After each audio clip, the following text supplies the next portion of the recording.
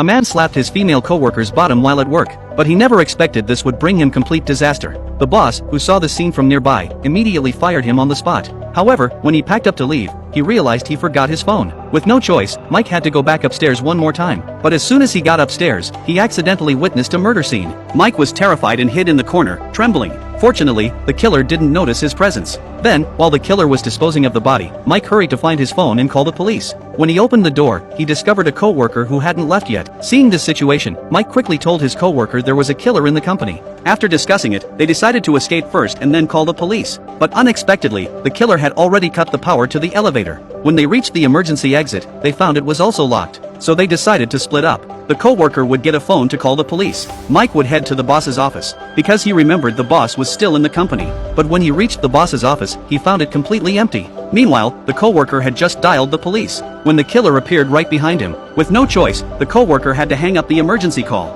Then the killer immediately pulled out a gun and pointed it at the back of his head. He wanted to know if there were other people in the company. The man firmly said he was the only one left. Hearing this, the killer patted his head and turned to leave. But just when he thought he'd saved his life, the killer grabbed an electrical cord and finished him off. On the other side, unaware, Mike planned to meet up with his coworker, then figure out their next move. But when he reached the office door, he saw a shadow that looked like the killer. In panic, Mike quickly hid in the nearby bathroom, but the next second he discovered the security guard's body. Just as he went to check, he accidentally triggered the flush. Afraid the killer would hear the noise, Mike quickly hid inside. To be safe, he then stepped on top of the body. But then the killer walked into the bathroom. Hearing the movement, Mike immediately panicked. Fortunately, the killer was just there to clean the blood off himself. This instantly made Mike breathe a sigh of relief. But unexpectedly, the killer suddenly spoke. How you doing in there, Barney?